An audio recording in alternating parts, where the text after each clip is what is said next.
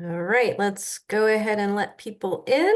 It is 6:01. I'm calling the March 2025 Transportation Advisory Board meeting to order.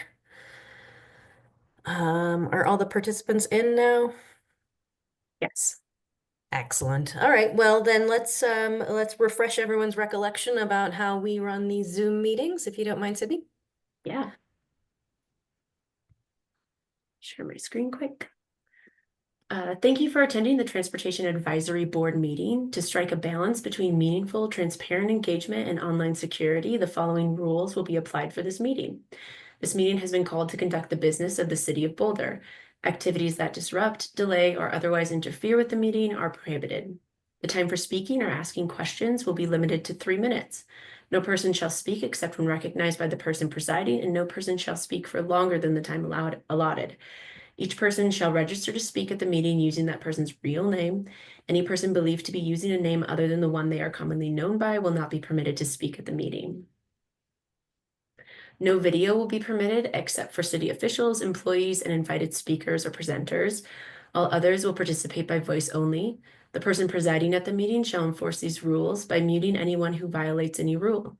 The Q&A function is enabled, and it will be used for individuals to communicate with the host. It should only be used for technical online platform related questions. Only the host and individuals designated by the host will be permitted to share their screen during this meeting. Thanks very much.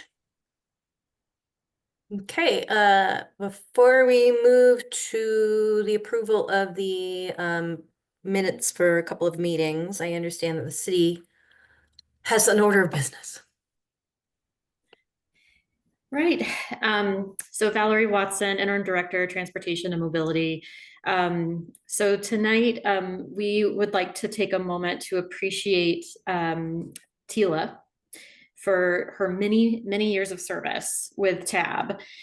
So get ready, TAB members, because I'm about to call on you next to say a few words about Tila, but I'm going to kick us off here. So Tila has been with TAB going back to 2017, which is really incredible to think about all of the different phases of work and changes and evolution that she has really been a part of over the years, and an incredible tenure, and also not one but two stints as TAB chair, which is a lot of work, a lot of thought.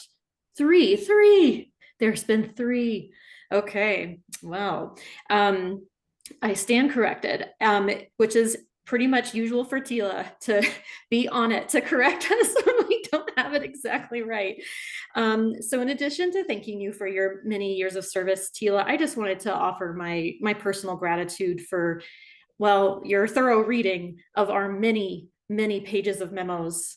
We can always count on you, and it is so appreciated. But also just your astute questions and being usually the first person to show up to a community engagement event or a bike tour. You just roll up, usually the first person, ready to go, eager to talk, eager to work with us, and that is also something that we notice and really appreciate. So you're enthusiastic always, and that means a lot in the work that we do that can sometimes be challenging, and we just love that you have been so enthusiastic about your work with us. Many of you may not know this, but Tila's work in transportation goes way back before Boulder, actually, over a decade, to the street fight era in New York City. And my, how far have we come? But Tila and a bunch of her neighbors were involved in advocacy around the Columbus Avenue street redesign project. I think she won a Streetsy Award from Streets Blog back then. This is like circa 2010. And I just wanted to highlight that Tila has really been a part of the conversation around the design of our streets and humanizing our streets for a very long time. So thank you, Tila, for bringing your talents and energy to the Boulder community. I'm not going to say goodbye, but I am going to present you virtually with something that I am very excited to give you in person. You get your very own Core Arterial Network sign with the incorrect information on the back. But you also get Your dreams have come true. Tila's Way. Your very own street sign. Oh, thank you. Yes. Thank you so much, Tila. Before I pass the mic over to your fellow tab members, is there anything you would like to say or add? I'm a little overwhelmed at the moment. That was very sweet. Thank you for doing your research. In fact, I was the first person to ride the Columbus Avenue bike lane. We asked for 10 miles. They gave us a 1 mile trial. The 10th mile has been built since I've been here, thanks to ongoing work by the same group of advocates. But I followed the paint truck in on my bike. So I know I was the first person to ride that thing.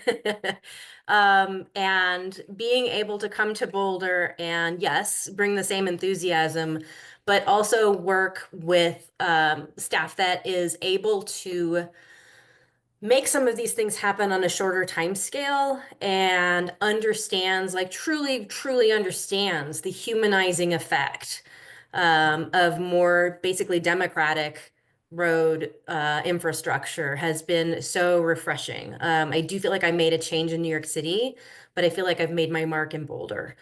And going from being sort of a bee in people's bonnets and being an irritant and being a complainer to being on the board and having that, I just distinctly remember how the respect changed. And how, as Transportation Advisory Board members, we were really listened to in a way that I haven't experienced before in my dealings with civic government. And it's a privilege and it's an honor, and that is why I take it so seriously, is because you staff take us seriously as well. And I think from my early days on TAB 8 years ago to now, the shift in demeanor between TAB members and staff, between the directors, has been palpable and useful. I really think that the last several directors who have been more willing to bend, be flexible, listen to, honor some of the real feedback that TAB members have had has also made a positive change. So I just can't thank you enough, Valerie, for this. Thanks to Natalie, thanks to Erica Vandenbrand, thanks to Carlos, thanks to Mike, to Bill Cowern, to Kathleen Brackey. Who else have I served under? You're the seventh one, which is a lot of change in 8 years. And, I didn't come from nowhere and I'm not going anywhere. So you will definitely still be hearing from me. But I'm quite happy to pass the torch to this next tab. We have 2 new members coming on board soon. I will still be watching. I will still be commenting. I will still be talking out of turn and too much, but appreciate your validation of our work and our feedback. And I mean this on behalf of all of the tab boards that I've been, in different iterations of. So I really appreciate being able to work as a valued member of the advisory board. You take our advice seriously. Well, I would love to invite your fellow members of TAB. Would anyone like to say a few words? I would like to appreciate Tila. May we always go Tila's way. I love your street sign. That's a great reminder that your way of doing things, Tila, your seriousness, your competence, your thoughtfulness, and your dedication and devotion to this advisory board has made a huge difference, and I think has elevated the status of this advisory board in among the boards for the city. And I think everything that you've brought to this board with your legal background and your dedication to active transportation and being an avid cyclist and all the wonderful things you did in New York and here, it's been such an honor to serve with you, and I'm so grateful to call you a friend, and I am excited to spend more time with you now that you'll have more time. So thank you for everything. I'll just add that I've known Tila first for a number of years through community cycles, and just joined the board last year, and I found your leadership to be an inspiring example for me to follow, to strive towards. And I appreciate all the work that you've done and continue to do, and including keeping us on track in these meetings. Thank you. Thank you so much. I appreciate you. Okay, no more gushing? Gushing over. Thank you so much. And I didn't cry. I'm proud of myself too. So we will move on now. I really appreciate this, and this has been such a lifesaver for me, honestly, to be able to adult and do something professional and useful while COVID happened, while a whole bunch of other things were going on in all of our lives. But this has really kept me grounded and helped me to be um, purposeful, I suppose, about how I'm spending my time. I have really enjoyed it so much. All right, let's move on to approving minutes. We have January and February minutes to approve. The February ones were sent out earlier this afternoon.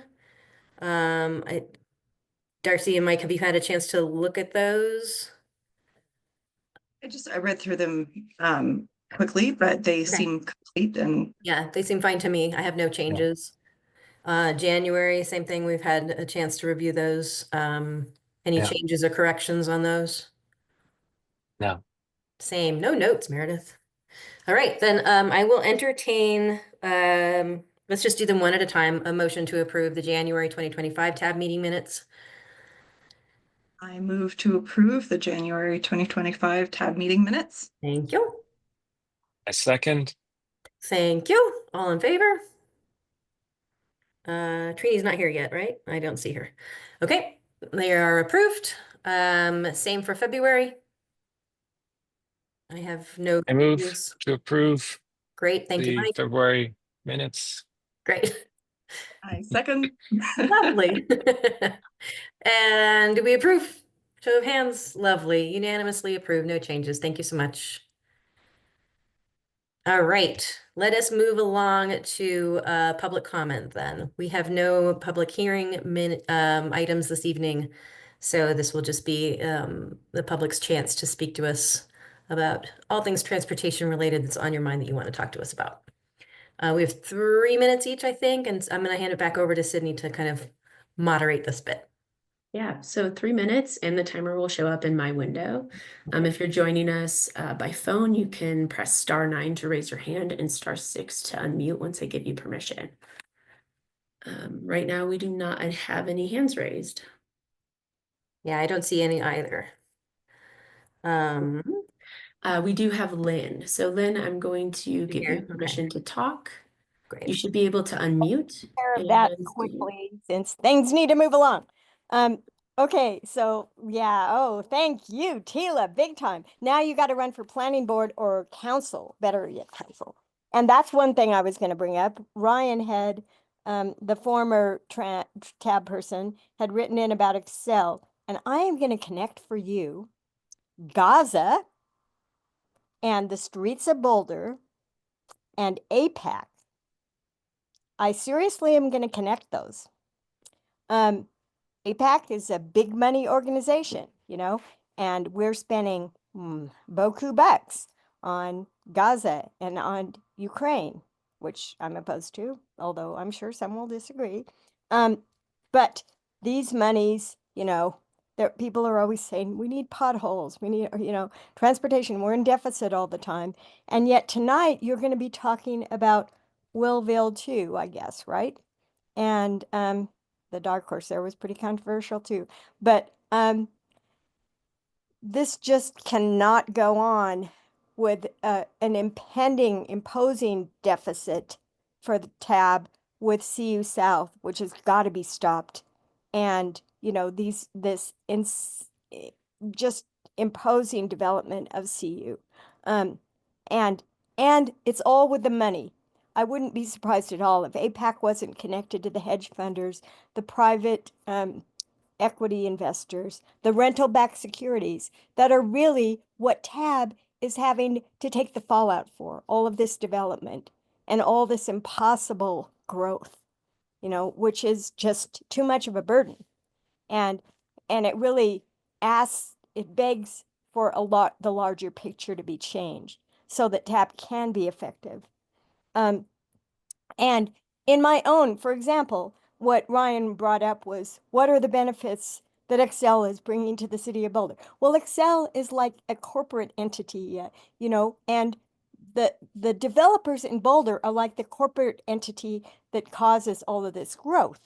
So it's like the wrong model to start with.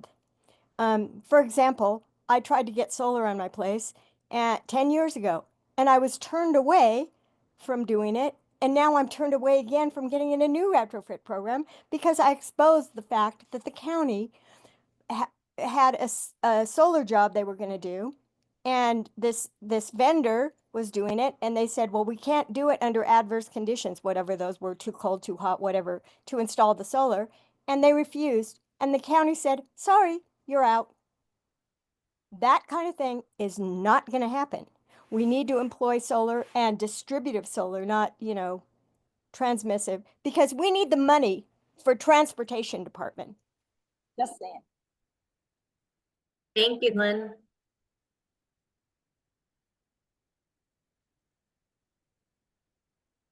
Okay, I don't see anyone else. But to be fair, I didn't see Lynn either, so. I don't Unless see you any have other- other information, Sydney, I think we're probably ready to close the public comment period. Going once, going gone. Thank you. Appreciate that. So we will move, we're already item 6 on the agenda. So 2952, which as Lynn described, is Willville 2. Is the next item on the agenda. All right.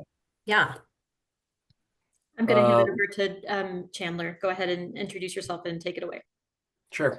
Hi, this is Chandler Venskok with the Planning and Development Services Department. I'm case managing this project. I'm just going to give a brief project description and a brief history of how it got here, and then hand it over to the applicant. They have a presentation where they'll go into a lot more detail on the project and all of the transportation facilities they're proposing. So just generally, this project is proposed to redevelop the existing shopping plaza next to Williams Village, replacing it with 4 4-story mixed-use buildings and with residential and street-level commercial uses, and then 1 5-story residential building for student housing.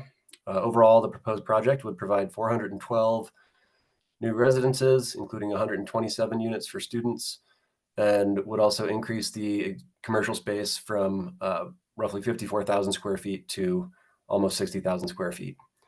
The project is proposing to provide hidden structured parking, short and long-term bike parking, a new multi-use path connection. It is also reducing the number of access points from 9 to 4. They're proposing a simple L-shaped main street, which will provide access to the buildings internal to the site. The street has been designed as a WUNRF in order to promote safer interactions between pedestrians, cyclists, and drivers. The entries on Baseline Road would maintain existing travel patterns, and the entries on 30th are lined up with existing median cuts. And the proposed project is requesting a 40% parking reduction, and they provided a transportation demand management plan in support of that request, and the applicant will discuss that in further detail. So this, as I may not have mentioned, this is a site review. This came in as a concept review initially and was seen by planning board. They made comments, then it went to city council almost a year ago today, March 7th, 2024. And at the council meeting, they did not call up the concept review, but they did refer it to TAB as well as DAB and the Environmental Advisory Board.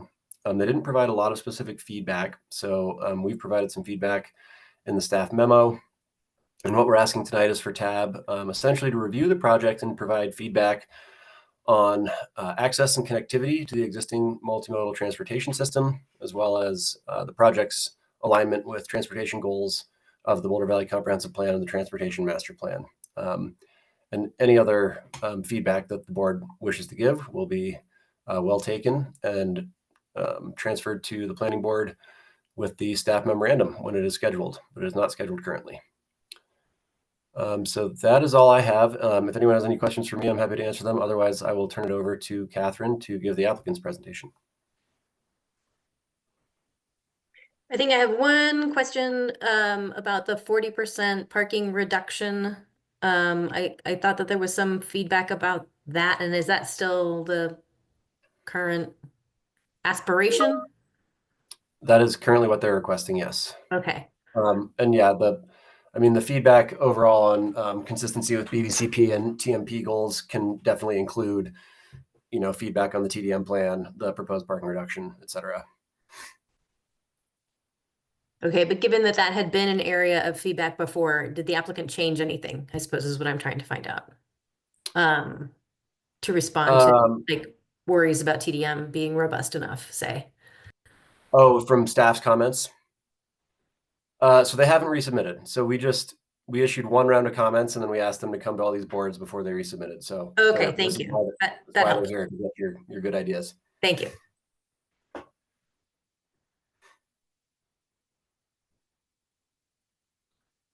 Okay, Catherine, sounds like you can take control. Perfect. Thanks, Chandler. Sorry, I'm having a little bit of a technical issue with my phone on the side. So we Thank have a you. presentation. Catherine, can you just introduce yourself for the record, just so we have a complete circle here? Oh, absolutely. I'm so sorry. My name is Catherine Vanderspeck. I'm with Coburn Architecture. I'm the project manager on this job, and I've been working on it probably for the past year. It's been in, as you probably well know, it was in for concept prior to the site review submittal that we've done. So this is just us building off of some of the comments that we got back from council and trying to work with TAB in order to create a plan that's really going to meet the needs of the requirements that planning board and council have placed in front of us.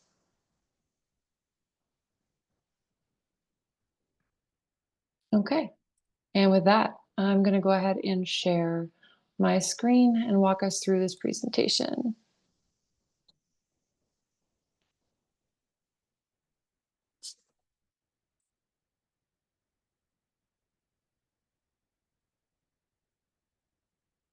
Okay. So this is just an overview of the site as we've designed it. The project at 2952 Baseline is well known at the moment, mostly for the uses that are on site, but I want to draw your attention to a few other things. So we're bordered on the north by Baseline and on the east by 30th Street, and then 36 runs along the southern portion of the site and up the east side. Right now, when people think about this site, there's a Sprouts that's on this location, as well as the Dark Horse, as I believe Lynn mentioned earlier. We also have the Broker Inn. The site is predominantly asphalt, and a large portion of the site traffic that we see is vehicular. There's a student population that moves through the site from the east over towards the CU campus at the moment, but these students are moving through an asphalt lot with lack of decent sidewalks and no direct pathways. There's a lot of vehicular conflicts. There's bike paths that run up to the site but don't continue through. So really it's a site that doesn't respond well to the users that are moving through it. Our vision for the site is to take those connections and those desired pathways and to use those to begin to break the site down to a more human scale, to give us buildings that respond to the ways that people want to move through the site and create pockets and areas that are serving the people that are using this space, so that it can really take on that neighborhood center function that we are looking to bring out. So we're doing this with prioritizing the people and the connections that they're making, the bikes, the pedestrians, pulling those connections through the site and into the multi-use paths and the street bike paths that serve it, as well as kind of highlighting other transportation options and making sure that this site as a neighborhood center really serves that purpose with retail, with great spaces, so that it's working with the guidelines of TAB and the Transportation Board in order to function well. One thing I want to call out is that right now that site has about 9 access points for vehicles. So when we are looking at this and we're starting to pare that down to reduce those points of conflict, we're looking at where do these cars really want to come into and out of the site? Where do the people want to come into and out of the site? Bikes. And what we came up with is accessing this crosswalk that's being redeveloped on Baseline right now. People use this all the time. We have students that cut through and behind these buildings to get across that sidewalk. We also have a large population that moves around the site.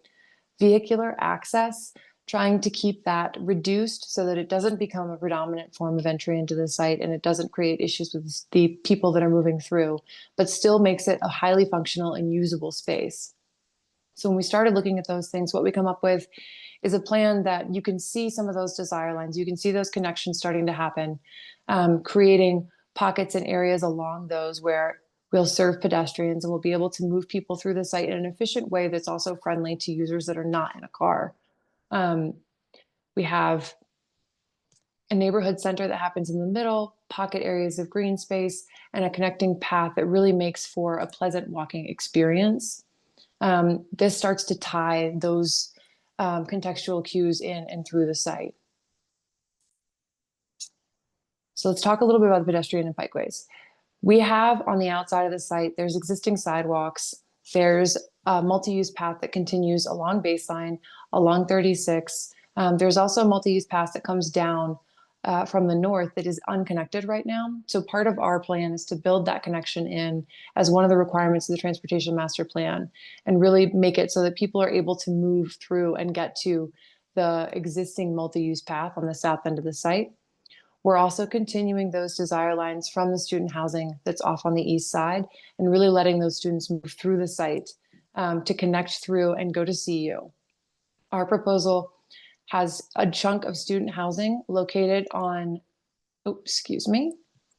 located on the western side of the site in this building, which falls right along that multi-use and puts us adjacent to, but not in direct conflict with, the existing pedestrian pathways. So we have people that are moving, we have people that are going to be riding their bikes along the side of the path, and it's all set up in a way that makes it intuitive and really easy to use. Through this gathering space, we have students that are going to be walking through. We're proposing a continuation of that connection right straight through into the site and up a roof so that we have a pedestrian-focused zone for people in cars where all of these students can start to disperse and move through this space, enjoying a nice retail atmosphere. There's going to be shops. It's going to be lively. It's going to be active. It's going to be much safer than the existing pedestrian pathways across the site. It also creates a really beautiful space for people to gather and enjoy themselves. It gives us a nice variety of activity and green spaces throughout. It's also much more secure with all that activity. You have better lighting, you have more people moving, so it's not going to be a cause for safety concern.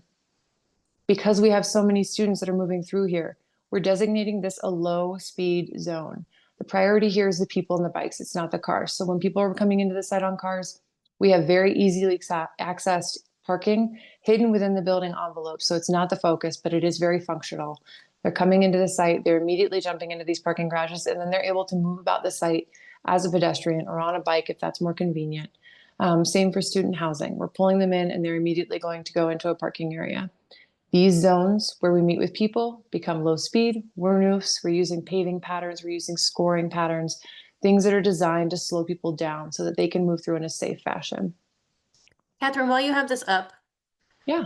there appears to be like open space around building B and around building A. And they read to me like they're supposed to be parking areas, but that's not the case. What are those? The orange is the parking areas that are hidden within. Orange is the parking areas and the gray is the building. Yes. Okay, thank So you. there's retail on the ground floor. There's retail that rings those entirely. And then on the upper levels, we have residential uses that are functioning up there. Terrific, thank you. But that way it's hidden. So when you walk through, you're not staring at a sea of cars inside of a structure instead of on a surface lot. One thing I do want to point out is that the parking that we are proposing on site, as Chandler already mentioned, we are proposing a reduction. There's a different reduction for the student housing than there is for the rest of the parcel.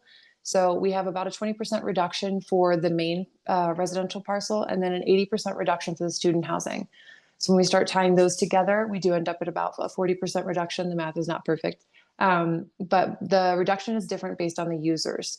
The development partner that we're working with for the student housing has places all over the US where they're showing that the students are not using as much of the cars. It's more for storage. They're using bikes and walking and buses.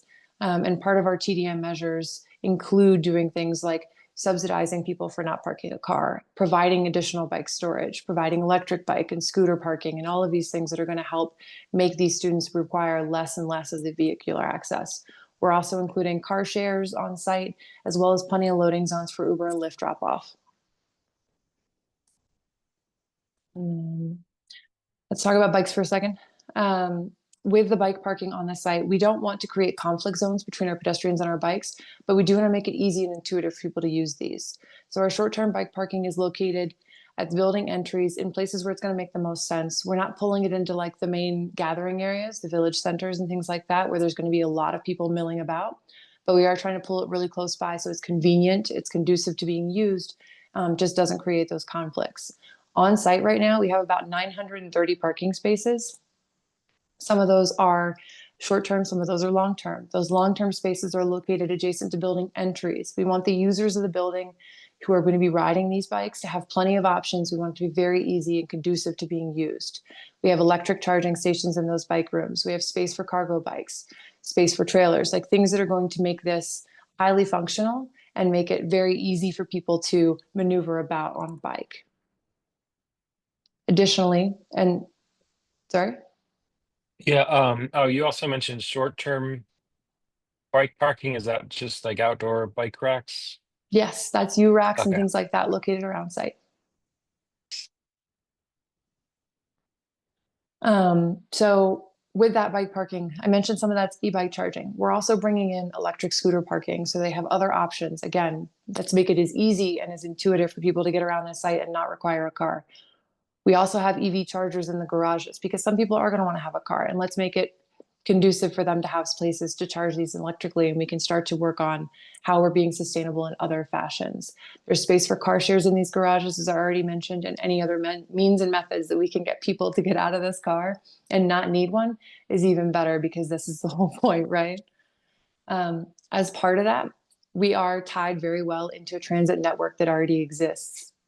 And I apologize, it was pointed out to me earlier that a couple of my my bus stops aren't showing up on here and need to be adjusted. So forgive me for that. But one of the TDM measures that we're proposing is eco passes for residents and being able to tie into that bus network that exists around the site.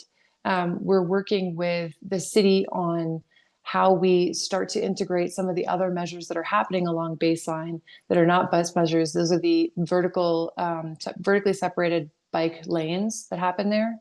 So we are tied into a greater network of access of alt mode transportation, just being able to move through the site and move into the city beyond in a way that's safe. And I just wanted to leave you with one additional slide, which is, this is looking at some of those spaces that we're trying to create that are very pedestrian and bike focused. The two on the right here are showing pictures of the Wernhof. The two on the left are showing some of those pedestrian pathways that come away from the multi-use. Just trying to make sure that this is a space that doesn't feel awful to use. It should really feel nice. And that's it for me. And I'm happy to answer any questions. I also know that Bill may have things to add as we move through. So thank you guys very much. I really appreciate it. Thanks, Catherine. So Tab, usually the most efficient way to do this is to just kind of ask clarifying questions first before giving sort of general feedback. So at the moment, if you have a clarifying question, let's focus on those first. I can't see Darcy. Yeah, I know, I see you. Okay, no questions from Darcy. I don't see Mike raising his hand, and I don't see Trini here yet. Is that right? Looks right. Okay. So I just wanted to back up a little bit about the TDM thinking and clarify, because even though this is like there's student housing there, this Willville 2, this is still a private property development. Is that right? That's correct. So even though the university has been really, I think, successful in being very aggressive with their TDM and parking permits and pricing them, the controlling TDM would be the city's framework. Is that correct? That's correct. Okay. And then Valerie, do we anticipate in the next, I don't know, 5 years that we have talked about like having more enforceable TDM ordinances, things of where we can hold the developer to sort of maintain that standard. So one of the faults that's been cited with our existing TDM approach is that, you know, we sign an agreement as the city with the developer, and then they sell the site, or there's another business that moves in and they may or may not be bound. Are we anticipating that our TDM will be more enforceable in the future? Right, that was presented by staff as part of the AMPS access management parking strategies work a couple months ago. Sure, but there's always this question like, how retroactive is it? How soon will it come? Will it actually tie into what we're looking at right now? I suppose is what I'm trying to ask. Right. I'm actually thinking if he's available, Yep. Chris Hagelin is here, and Yep. if we might take down the presentation, if that's okay for just a moment, so we could all see each other on the screen, that would be helpful. Thank you. Absolutely. Sure thing. I can address that. Chris Hagelin, Principal Project Manager, Transportation and Mobility. So yes, so we did recently present to TAB our AMPS work, which included the TDM ordinance for new development. That schedule, we hope to have an ordinance in place by June of this year. Once that ordinance is in place, we do need to do some additional work, you know, developing the toolkits for the developers to use and things like that. So it may not go into effect immediately in June, but we hope to have the ordinance in place in June when we do the parking code update. So I would envision that the TDM ordinance would be in effect soon after Before the approval ordinance. here. Yeah. Yeah. Okay. And that's useful. I mean, I'm Yep. just trying to And it would have trying to ongoing build a record requirements. here. I know that that's been voiced as a concern. Mhm. I appreciate the distinction here between, I'll get to it in a sec, Bill, the a bit between the sort of daily shopping kind of, you know, community commercial movement around the site, and that some of these are also going to be students. I think CU in general has done a pretty good job at basically making non-car ownership the norm. Mhm. The exception to the rule. And so you know, from my perspective, this feels consistent with that. I was just curious if the TDM would still be applying. Bill, you had something to say. Yeah, I was just gonna say that typically, you know, when those rules come in, Chris, they are applied to any project that hasn't submitted for site review yet. So I don't think it would apply to this one. So I just want you Okay. guys, when you're thinking about your recommendations, to keep that in mind. Thank you. So even though they'll resubmit, it doesn't start the process fresh. That's the way it's always been in the past. Council could change it, right? So Okay. they can make it for something that submits a permit or something like that. But the way it's always worked is the moment you apply for a site review, you're entering into a legal negotiation with the city, and Mhm. everything, including like building codes, are locked in at that point. Hmm. So I don't want you to think that there's this other thing coming. Like, I think we would need to make sure we've got it in now. Mhm. Okay, appreciate that. Darcy, you have your hand up.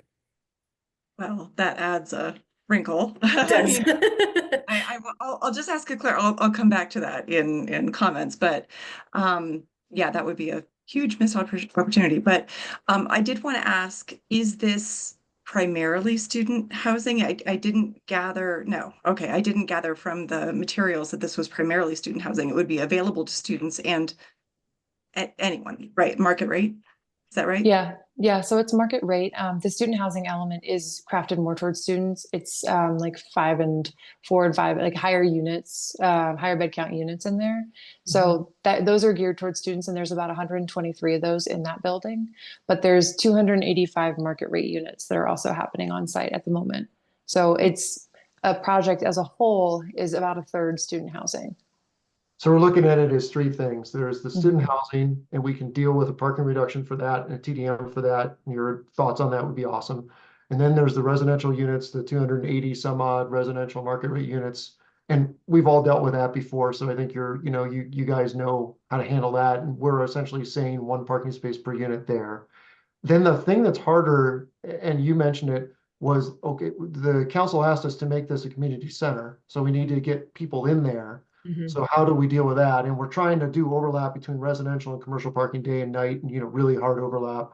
But there's a real concern about, and this is again a question for your group. how do we come up with a TDM plan that's actually going to affect retail or service trips into the site? There's a little bit of a different question than like, how do you affect the residential trips out of the site? So thoughts on that would be awesome. Mm-hmm. All right, any other clarifying questions, Tab? Okay. Do we have any feedback for them? For instance, we've just been asked for thoughts on TDM. Darcy, go ahead. Thank you. I have lots of thoughts. Thank you. First of all, it's interesting to me and pretty clear that your TDM plan was developed by somebody in Denver. It doesn't refer to the resources that we have here in Boulder largely, but those were brought up in the site review document. So on page 23 of 41 in your parking TDM, the response by the site review people did bring in some of those other elements that really would need to be included here, you know, Lime scooters and B-cycle station and other real incentives. So yes, CU has been skillful at helping students not bring cars there. You know, we know that a large proportion of students are not here with cars. That's great.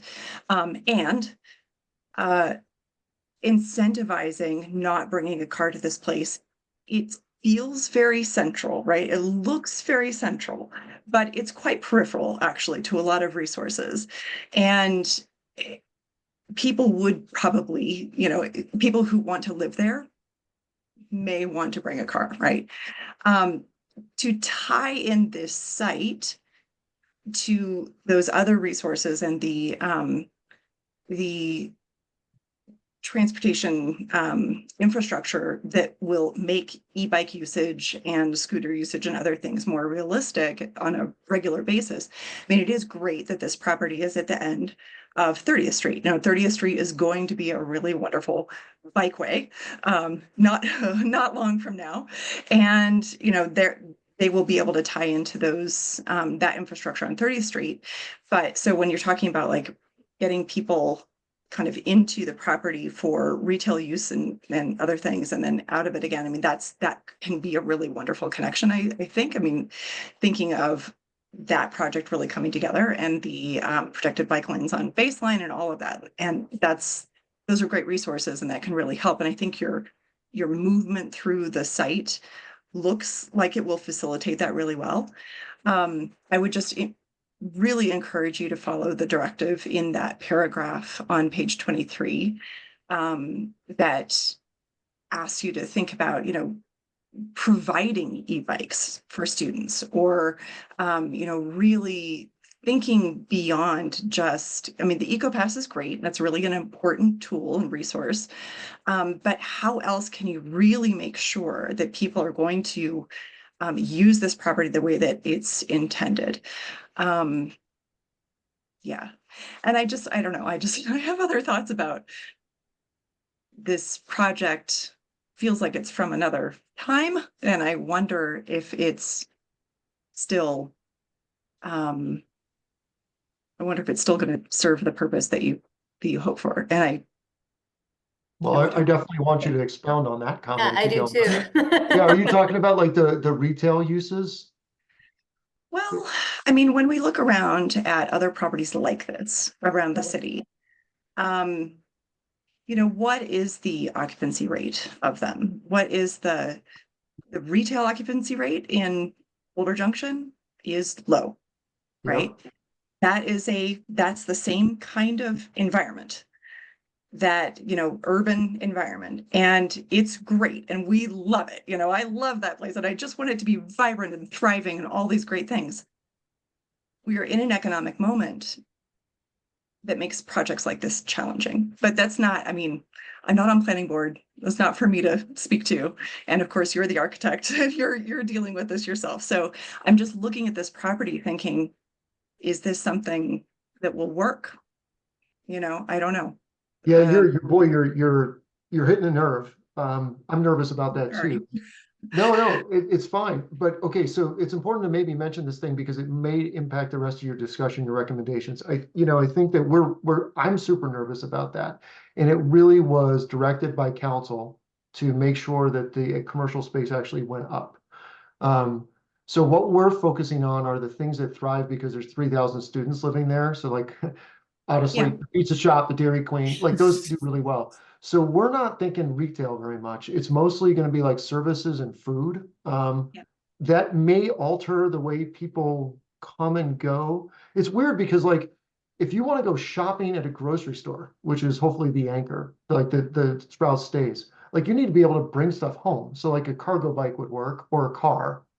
But the other stuff won't be retail, so you wouldn't need to bring stuff home. So again, this is why your thoughts would be really helpful. Just keep that in mind about the mix as you think about it.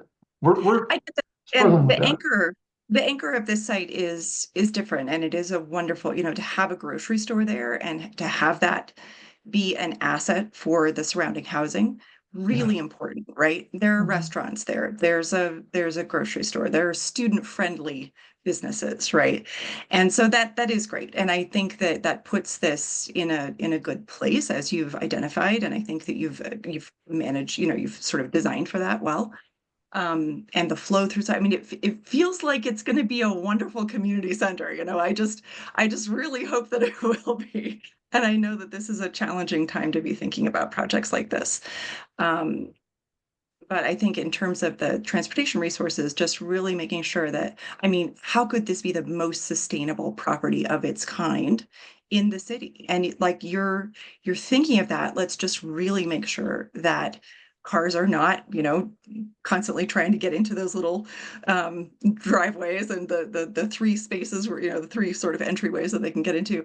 Really, let's think about how do we make it easy. Like I think of places like downtown Vancouver, BC, where people walk around with, shopping carts, right? They don't necessarily have to drive to the grocery store. They can actually cart things home to their apartment and whatever. So there are lots of ways to kind of think about this and to market it. And I think, just making sure that people have the resources that they need to make the best use of this place will be really important. And just really beefing up that TDM plan to make it very bolder, relevant. So anyway, I feel like I've said too much. Sorry. Thank you. That's super helpful. I'll shut up, but that was great. Yeah, I don't think you said too much, Darcy. I think that was really very insightful. So appreciate that. Mike, I want to give you a chance. I think I don't have anything to add right now. Okay, couple thoughts. I am quite curious what the parking lot utilization looks like right now. Because it sounds like you're anticipating a very similar mix of the kinds of businesses there now versus after. Kat, we were gonna do, we're in the process of trying to get those numbers. Kat, did we ever get those numbers? Did we get the utilization rate yet? Or is it still working on in the works? So we've only done 3 different counts and it's not enough data to really call it a utilization rate. But from the counts that we've done, I believe we've done 1 weekday and a couple of weekends. And I think the times during the weekends, please don't quote me, but it's somewhere between like 10 and 3. And I think it was 2/3 of the parking lot was utilized at Sprouts and maybe like a third at the Dark Horse. And then on the weekday, it was much lower at Sprouts. I want to say it was somewhere in the realm of like maybe a third or a quarter at Sprouts. And then the Dark Horse was, I'm not sure if it was actually open at that point, but it was probably only like 10 cars there. Yeah. It seems open all the time, but on a personal note, my father passed away in October. But Oh, he thanks. But he was one of the architects who designed the Dark Horse. No wow. way. Yeah, so he had a lifelong, like this freaking piano in that picture and this desk I'm at, like he loved all of these like antiques, like collected his entire life. And so him going in there recently with me to find his ID, he had his state, I think it was his Florida state driver's license that he donated for that, the countertop project.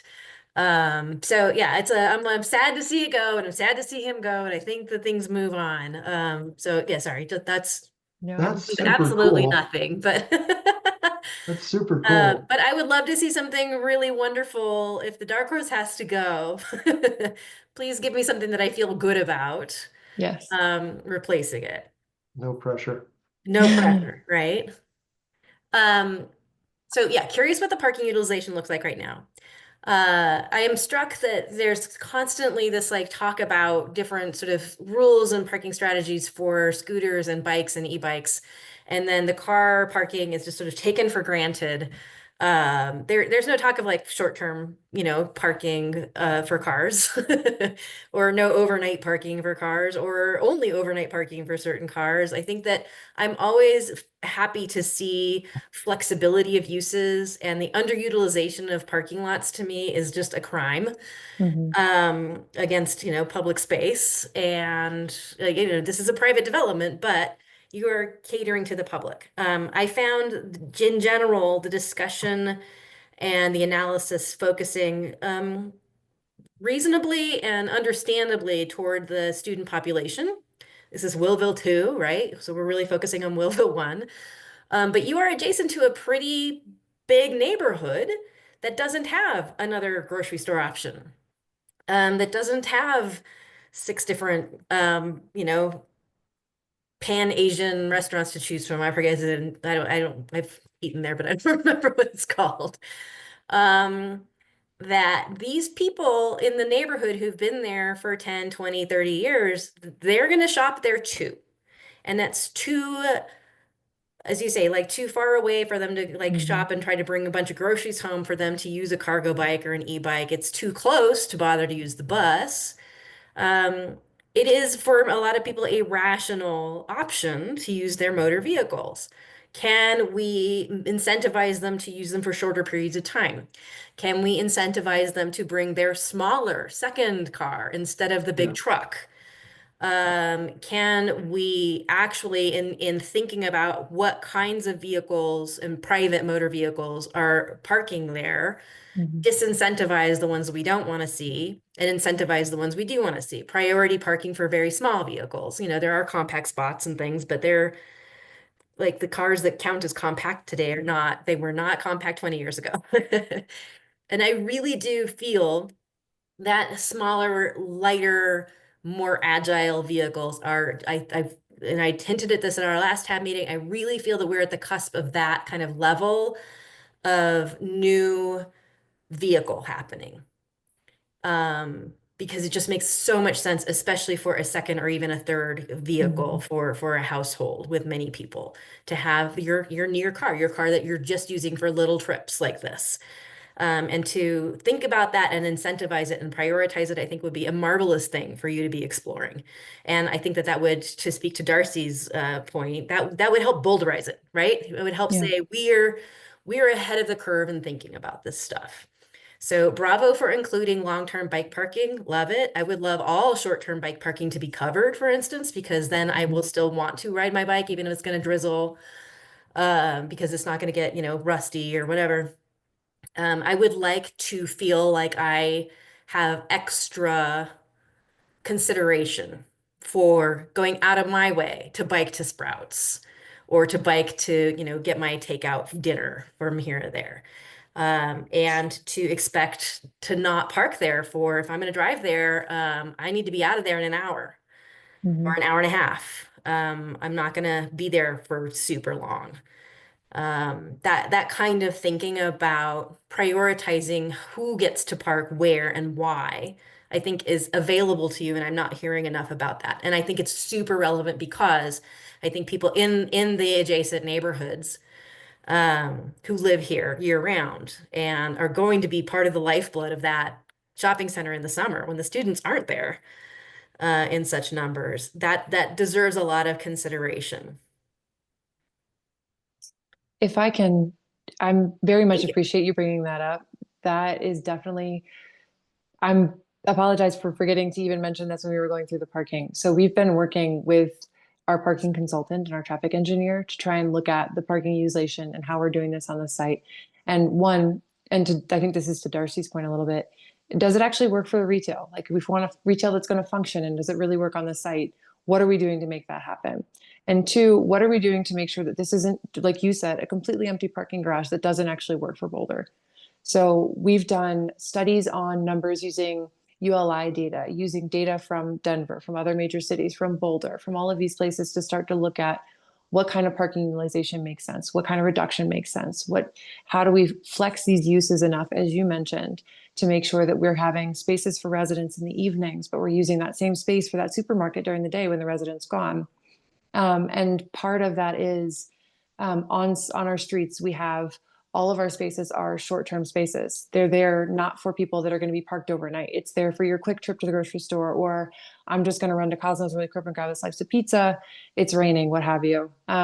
Making them as flexible as we can and work for as many different uses as we can, but also talking to the retailers and trying to figure out what they need and how we integrate that into these garages so they're actually getting used and it doesn't end up just being a waste. And we had not considered, or at least I hadn't, maybe Bill had, he's done this more often than I have, making the priority spaces for the smaller, lighter vehicles. We are holding 50% of our spaces right now as compact. And there's, math on buffers and things like that we've taken into account because of how people park in compact spaces. But I think that making compact spaces priority is a great way that we could start to integrate some of that in there, as well as covered short-term bike parking. I have that written down with exclamation points behind it because it wasn't part of the things that were on the radar for us with our plan, and that should have been. Yeah, I hadn't thought about small car priority either. And until you described it as like, maybe we can't get somebody out of their car, but we can get them out of something that, into something that's going to use a lot less carbon. I didn't think about that. That's a really good idea. Great. That's what we're here for. Mike, I see your hand up. Yeah, I'm just curious, is building C where you're envisioning the grocery store would go? And would that also have underground parking? I'm not seeing any surface lots. So building B is the building that has our parking in it, and our parking and our grocery in it. So the way the building is set up Oh. right now, we've been working with the grocer to come up with a slight tweak to the plan that makes it more effective for them, Sprouts, and still gets them the parking that they need. So users would have an access point from within that parking garage to access Sprouts. And building B is also going to have housing. Above, yes, on the upper Okay. levels. Mhm. Okay, thank you. So I just had one more main item, but you just reminded me, I'm such a fan of retail under housing. It's just such a great model. So I definitely support that. It's a great way to live, and if we're indoctrinating student youth, it's a great way to teach them to live. And then the other thing I just wanted to circle back on is I fully support and would support a nod or whatever among other tab members, reducing the access points from 9 to 4 or 5, whatever it is that you've done.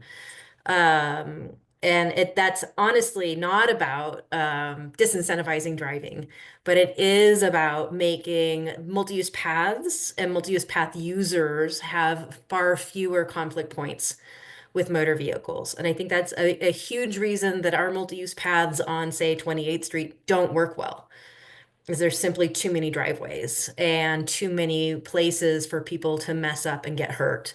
And it's usually not the driver who gets hurt. So absolutely support consolidating the vehicle access points and appreciate that effort. And I think that's definitely worthwhile.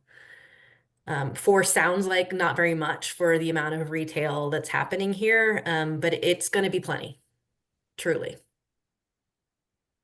That was the only other point that I had to make, and unless I see anything else from Darcy and Mike, I think, unless you have other, things that you want us to react to, I think we could probably leave it there for now. I don't think I do. Bill, did you have anything? I think these are good ideas, and they're really appreciated. Well, thank you so much. Best of luck. Thanks. Thank you, guys. Thanks, everyone.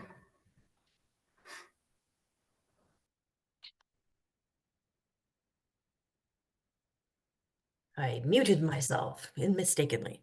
Okay, now we're going to move to item 7 on the agenda, the staff briefing on the transportation report on progress. Yeah, I'd like to invite Stephen, Allison, and Chris to give this presentation. And Tila, I'm really glad that we were able to schedule this for your last official meeting, knowing all of your prior feedback on this very topic over the years. So I'll hand it over to staff now, but think of it as our parting gift to you, Tila. Great. So yeah, I can kick us off. Good evening. My name is Stephen Rijo, and I'm the Transportation Planning Manager, here to introduce the great work that Allison and Chris have been doing on one of our regular reporting mechanisms, which is the Report on Progress. The Report on Progress really shares where the department is on its goals, objectives, and all the things established in the Transportation Master Plan. It allows staff and the community to gauge progress towards our common goals, adjust courses needed over time, and this work is just foundational to everything our transportation and mobility department does. So really excited to share the progress we've made with you all tonight. And with that, I'll turn it over to the team. Wonderful. Thank you so much, Stephen. Good evening, TAB members. I'm Allison Moore-Farrell, Senior Transportation Planner with Transportation and Mobility. Tonight, I'll be sharing with you an overview of the department's 2025 Transportation Report on Progress. And also joining me for the presentation is Chris Haglin.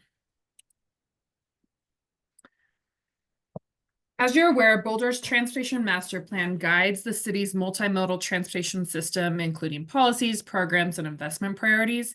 Moving forward, however, all city departments will initiate departmental strategic plans in alignment with the city's sustainability, equity, and resilience framework and citywide strategic plan. The TMP outlines the city's transportation goals and objectives and defines policies, programs, core services, and investment priorities. The 2019 TMP primary goals are be safe, be equitable, be reliable, provide travel choices, and support clean air and our climate commitment. A critical element to the successful implementation of the TMP is to track and report on its progress.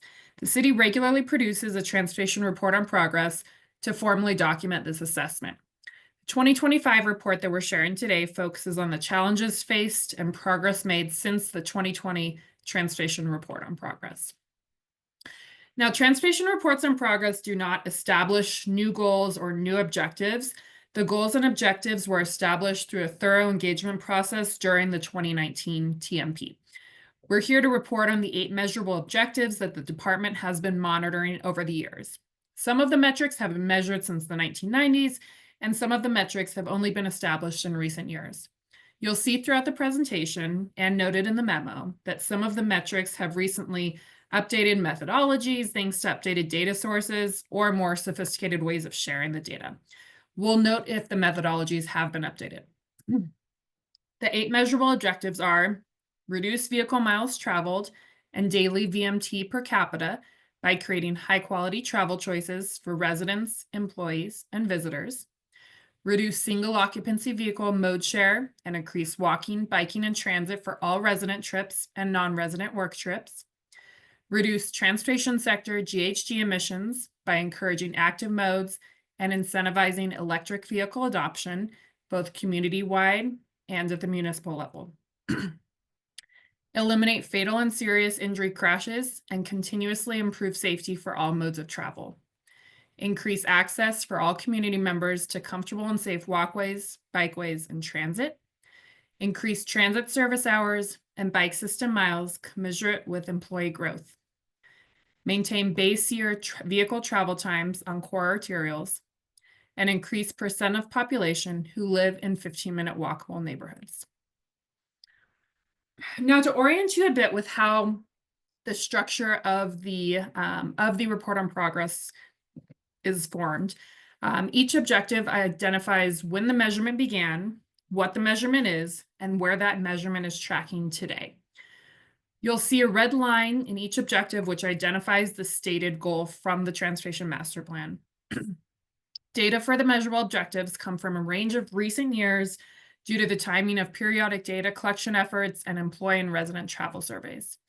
The measurable objectives data was evaluated by subject matter experts and classified in 4 categories: met or on track to meet target, stable but not on track to meet target, trending in the wrong direction, or new and updated measure for which there is not enough data to assess a historical trend. This allows staff to understand how actions are meeting goals and if adjustments and priorities need to occur. This small report card shows all the objectives and their categorization in one place. We have many of these subject matter experts here this evening. However, if we're not able to cover all the details or questions this evening, staff are happy to follow up with any questions. And from there, I'll hand it over to Chris Haglund to discuss the first measurable objective. Thank you, Allison. Chris Haglund, Principal Project Manager, Transportation Mobility. And yeah, so our first one is vehicle miles of travel. So I've been in charge of this one for a long time. But in 2020, the city updated its VMT calculation methodology. In the past, we used to use DRCOG's regional travel model, a kind of a basic model that's used based on a lot of assumptions and some data. And we switched to using aggregated cell phone and connected vehicle data. And we find this source to be a lot faster in calculating the VMT, but also we believe that it's more accurate in collecting the VMT. But you will see a difference in the actual VMT numbers between the two methodologies. But as I said, this new use of cell phone aggregated data and connected vehicle data provide better, more accurate measurements of the trips that start and end in Boulder, that start in Boulder and end somewhere else, start somewhere else and in Boulder, and those just go right through Boulder. And those are taken out of the methodology according to the ICLEI protocol that we use. Overall, the methodology is producing those higher ones, but we were also able to backcast a few years using this methodology. So we were able to backcast until 2018. So you can see that this graph shows the two different methodologies that have been used, tracking the VMT using the DRCOG regional travel model in the blue line, and then the, I guess, goldish line using the new methodology, which clearly shows the significant dip due to COVID. We have not yet returned to pre-COVID levels of VMT, likely due to hybrid work environments persisting in our community. So we have basically had pretty stabilized VMT data. For the per capita VMT, we've been tracking that using the same methodology since 1990. So we have a very good trend line of that. We have been making very steady progress. In 1990, we had about a 15 miles per day average for our residents, and we are down below 12 now. So essentially like a 20% decline in overall personalized VMT. All right. The next one is our mode share goals. So I've also been tracking this from the beginning. The methodology has been consistent all the way from 1990 when we started doing the resident travel diary, and then the employee information is from our Boulder Valley Employee Survey, which we started in 1991. We aim to reduce single occupancy vehicle mode share by increasing all of our access to our multimodal options for all resident trips, and for the non-residents, we are looking only at work trips. The SOV mode share for all trips by Boulder residents has consistently declined since 1990, with just 35% of all trips completed in an SOV, but we are not on pace to meet the goal of 20%. In terms of our non-resident employees, we have seen that number pretty much unchanged since we started collecting that data, but I would say in more recent years, holding steady may be seen as kind of some type of an accomplishment due to the outside and external pressures that we see in terms of our jobs pop imbalance increasing, housing affordability, and we know that our non-resident employees each year essentially move further and further away and usually outside the RTD service area. So holding steady at 80 may not look good, but we are at least holding steady against those external pressures. Chris, can I just clarify, this data is just based on the survey from city employees or from municipal employees? No. No, this is all, Right. yeah, it's all residents. So we Okay. do our resident travel diary now every 3 years, and that's for residents. And then we do our Boulder Valley Employee Survey, There you which go. is a sample of employees from different employers. Okay. Yep.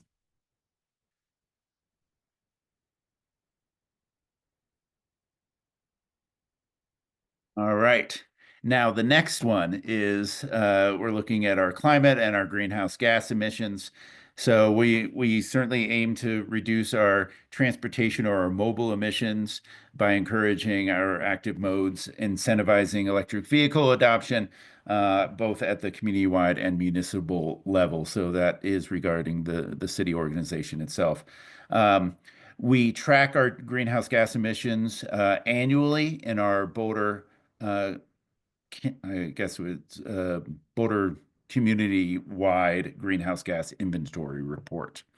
Although VMT is increasing and rebounding from the COVID dip, overall GHG emissions are declining. And while you may think this is counterintuitive, it is certainly related to the overall average fuel efficiency for the fleet due to electric vehicle adoption. And I also think the continuation of our hybrid work policies that significantly impacts many of our non-resident employee trips into the city, which are the significantly long trips. If you remember from past reports, we generally know that a non-resident employee travels more just in their work trip than the average Boulder citizen does for all their trips during the day. So that hybrid work environment, along with the electric vehicle adoption, has resulted in declining overall greenhouse gas emissions. We are seeing electric vehicle adoption rates at much higher than we initially anticipated. I think way back in the early 2010s, we did an analysis with Sweep looking at the rate, our expected rate of electric vehicle adoption within our community. And we are way above that initial estimate that we had put into our models. So Boulderites are embracing the EV, and it's making a significant difference. Yeah, thank you, Chris. And like Chris mentioned, EV adoption is occurring at the community level at a higher rate than initially predicted, which is great. And while the state has been providing incentives, which again is terrific, the city of Boulder is also supporting this adoption rate by pursuing funding opportunities for public charging infrastructure, expanding home charging access beyond single-family homes, developing low-income access opportunities, pairing EV charging with solar, and electrifying RTD City, Boulder Valley School District, and CU bus fleets. And similarly, the city is replacing its fleet vehicles once they are up for renewal by our standards, and will continue to do so if a vehicle has an EV equivalent. Thank you so much, Chris, for those. Sure thing. For our next objective regarding safety, the city aims to eliminate fatal and serious injury crashes and continuously improve safety for all modes of travel. Information on fatal and serious injury crashes, as well as actions toward Vision Zero, can be found in the Safe Streets report. Boulder is dedicated to creating and maintaining transportation system through a safe transportation system through capital improvement maintenance, traffic control, education, enforcement, and engineering. And as noted here, fatal crashes and serious injury crashes have remained steady since that metric has been tracked, however, is not at zero. Through the Vision Zero action plan, staff proactively employ crash countermeasures and focus on continuous improvement. Staff are beginning year 3 of a 5-year Vision Zero action plan and recognize it will take time to realize the impacts of these actions implemented. Key to note that funding has been secured for many of the key projects in the action plan through the Safe Streets for All grant. I know much of the Vision Zero information, both data and actions, have been shared through the Safe Streets report and elsewhere. So if there are additional questions on the topic, we do have some of our subject matter experts here to answer those. And with our multimodal objective, the city aims to increase access for all community members to comfortable and safe walkways, bikeways, and transit. Since the first identifying this objective in the 2019 TMP, the city has updated to a more sophisticated methodology that accounts for density of units. As such, a new baseline has been established and her historical trend is not available. The city GIS team evaluated the existing methodology and incorporated this updated data into the GIS model to provide a more accurate, sophisticated approach that again accounts for density of units instead of the same level of density across this geographic area. For some context, the comfortable walkways accounts for populations that live within a quarter mile of sidewalks. The bikeways accounts for populations that live within a quarter mile of bicycle facilities, and local regional transit accounts for population that lives within a quarter mile of a transit stop. We'll continue to monitor these metrics. However, should they be updated in the Boulder Valley Comp Plan, we'll also monitor that. With the transportation options objective, the city aims to increase transit service hours and bike system miles commensurate with employment growth. Information on transit service hours is provided for RTD services and HOP service, and bike system miles are provided by the city. It's important to note the baseline year for this metric has typically been the date of the previous report, so it's not from the 90s or anything like that. Given that 2019 was the year with the highest number for service hours for RTD and HOP, staff are aware that transit service hours would go down. However, the city continues to encourage and advocate with RTD with creative ways to provide additional transit in the region and in Boulder. And while bike system miles have increased, and this is helpful to track at a basic level, in projects today, we aim to work towards connections of the bicycle network as opposed to straight number of miles increased. And with the travel time objective, the city aims to maintain base year vehicle travel times on core arterials. Historically, travel time was measured by driving the corridors. However, in recent years, the city has employed a more sophisticated methodology that uses aggregated cell phone data to track this information. This is a metric the city has been monitoring on some of the corridors since the 1990s, which allows for helpful historical understanding of various corridors. These corridors include Foothills, Pearl, 28th, Arapahoe, Broadway, and Valmont. This information provides context for corridor projects, but also recognizes the needs for goods and services to be delivered as part of our multimodal system. And with the walkable neighborhoods objective, the city aims to increase percent of population who live in 15-minute walkable neighborhoods. Since first identifying this objective in the 2019 TMP, the city has updated to a more sophisticated technology that accounts for density of units. As such, a new baseline has been established and a historical trend is not yet available. As identified in the low-stress walk and bike plan, fostering walkable neighborhoods is a goal we have as a city. This means creating accessible destinations like grocery stores, parks, hospitals, and schools within a 15-minute walk. It's important to note that the 15-minute neighborhood concept has been and continues to be a conversation in the Boulder Valley Comprehensive Plan update.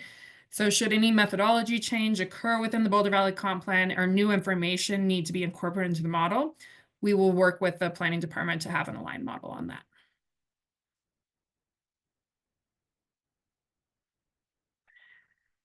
And in addition to the 8 measurable objectives that we collect and share data on, essential services of the department and project highlights will be shared in the final report that will be published.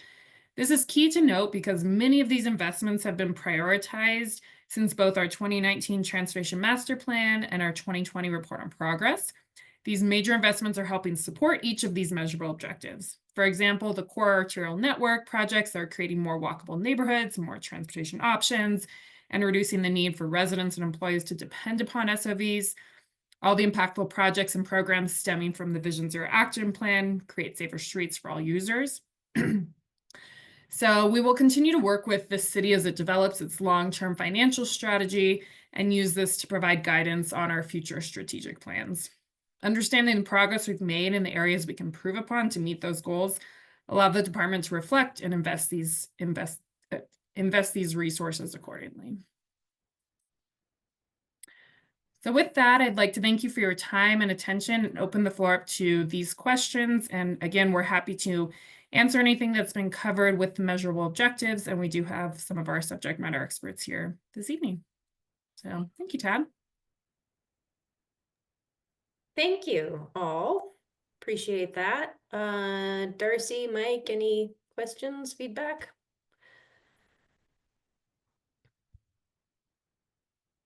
Mike, go ahead. Sure. I just say, I think COVID had a big impact negatively on RTD, and we're still waiting for a full return of services there.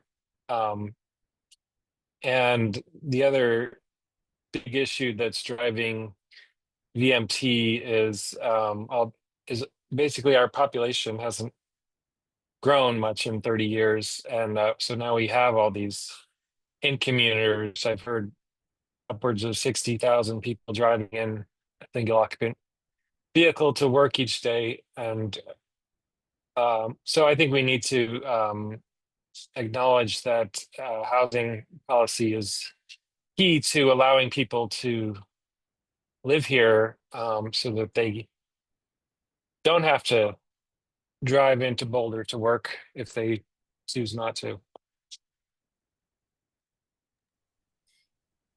Right.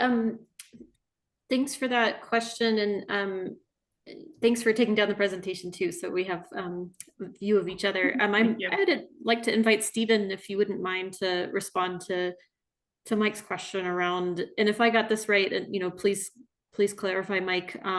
You're asking what other measures can be taken given that we might not see that return in transit service levels in the short term. Yeah, no, I think it's a great point. Sure, that's a good way to turn it. Excellent. Yeah, no, I think it's a great question. Appreciate you reframing it. And as you mentioned, Mike, 2019 was sort of a high watermark for transit service provided by RTD. And so certainly trying to claw back to that good level of service we have. I think one thing that I'd like to cite that we've been doing locally is, with our HOP service, while we're still getting back to the pre-pandemic levels of service, we have seen ridership surpass pre-pandemic levels of ridership.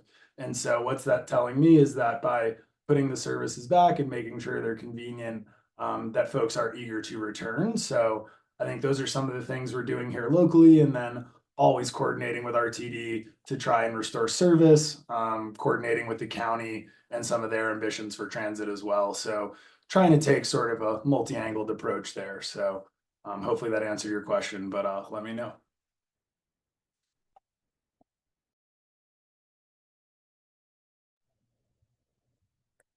Thank you. I had a couple questions, which I'm forgetting at the moment.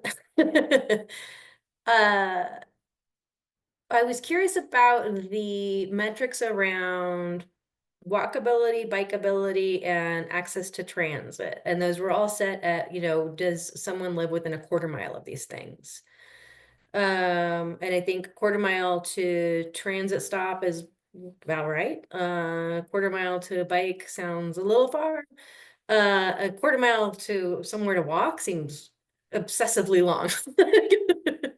That's a reason not to walk if you have to get a quarter mile. So how did you get to that metric, the quarter mile for walkability as sort of the way to measure it?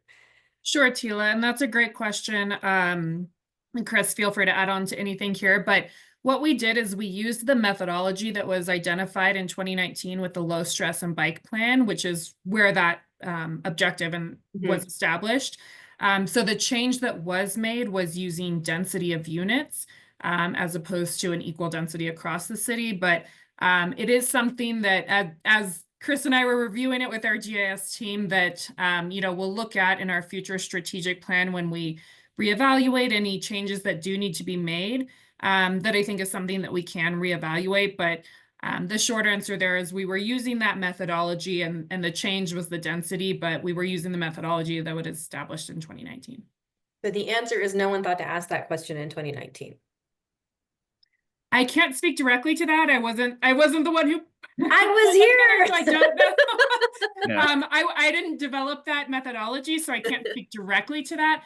But we do aim to align as best we can. Data only makes sense when you can compare it to previous data. Yeah, when you can I get compare that. as well as you can. So again, when we work on this next, maybe we can work on updating that, but again, trying to be as comparative as possible.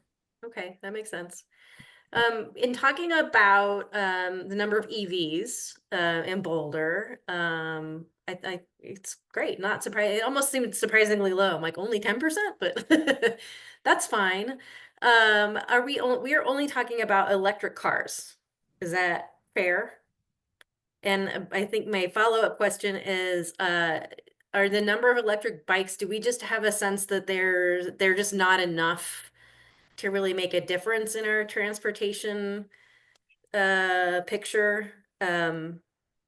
Or, you know, maybe it's just the time of life that I'm in, but the number of my peeps that have converted from an analog bike to an e-bike and are doing the same amount of biking as before is significant. That might be absolutely my own, you know, biased perspective and from where I'm at. But I'm just curious, is there a way for us to track? Is there anything that we can, would it make sense, I suppose, Yeah. to be thinking about e-bikes, I'll let cargo Chris talk bikes, that about kind it. of thing? Yeah, so Tila, excellent point. Yes, and in our last resident travel diary, which we'll be doing another one in 2 years. So we did it 2 years ago, I guess. Yeah. We started tracking e-bikes. And so when someone said they made a trip on a bike, we asked them, you know, was it the acoustic bike or the electric bike? Right. And then if it was an electric, was it a B-cycle or was it, you know, their Right, because private one? that's exactly where I'm coming Yeah, from. is so we that- started collecting that. So Right. now we will have a baseline to look at the growth. Okay. The next time we do it, we'll start seeing that. But I would be shocked if we don't see increases in e-bike uses. And I would say we are likely to see the average trip distance of bike trips increasing as well, I would say. I'm very curious to track that because we collect all that information, purpose of trip, time, distance, everything. So we'll be able to start tracking the impact of e-bikes in our community. Okay. The last point that I think I want to make is on the reducing serious and fatal injuries point.